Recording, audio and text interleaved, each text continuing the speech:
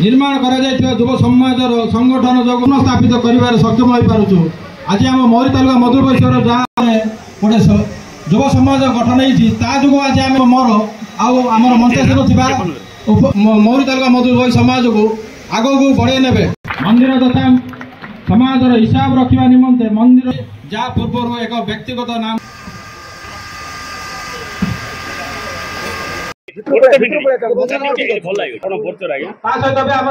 मो ना सुभाष चंद्र बेहरा निखिल उत्कल मधुबैश्य समाज उपसभापति तथा विच्छिन्नांचल मधुबैश्य समाज संपादक तथा यही मौरी तालुका मधुबैश्य समाज हिताकांक्षी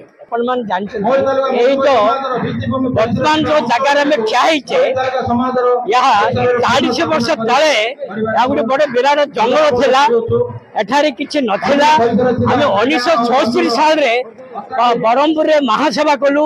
महासभा कला परे आम मनरे गोटे धारणा आसला जे आम बसिया को जगह नहीं, तेणुक आमे यही जगह को आमे आम कोर आम को आमर बरहमपुर मधुबैश्य समाज बोली आम को तरफ आमको ये जगह किणाला परे आम गोटे मंदिर बांधा को चेष्टा कलु, किंतु मंदिर बांधा ये विराट जो आप जानते श्मशान पखारे मशाणी ए पखारे जने साधु थिले एठारे अत्याचार अनाचार एमान गुड़ा सब रोते आम किसी करें से जमी बाहर करी आमे जमीटा को आम निजे रजिस्ट्रेशन आम ना कोल ना करी आम मंदिर कर चेष्टा कलु।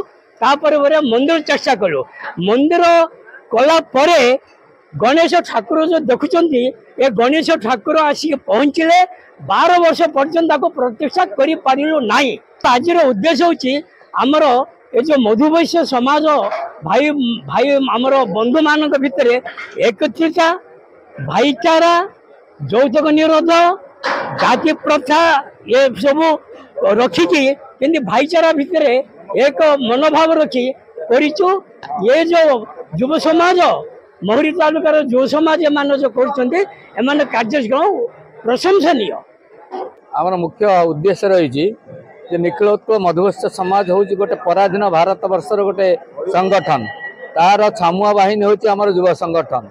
आज युव समाज जमी पथभ्रष्ट होती ठीक बाटरे परिचालना करने ये समाजर राज्यर देशर एवं जातिर उन्नति करने आज युवक समाज को दिग्दर्शन देवाई आमर उद्देश्य रही। आज विषय आमे प्रथमतः समाज संस्कार पर उद्यम नौ एवं विशेषकर आम जाति भितर जो माने गरीब श्रेणी युवक युवती अच्छा जो माने पाठ पढ़ी पार ना पढ़ेवाई आम समस्त सहयोग जोगे देवाई आम निष्पत्ति नहीं। जो माने आज विभिन्न रोगाग्रस्त अवस्था से माने मेडिकल को जाई पार ना से केमिति जाइकी सुस्थ होगी फेरबे से कटक आम समस्त प्रकार गोटे आम आश्रम बनईकी रखीचु से समस्त सहयोग साहाय्य जोगे दौचु।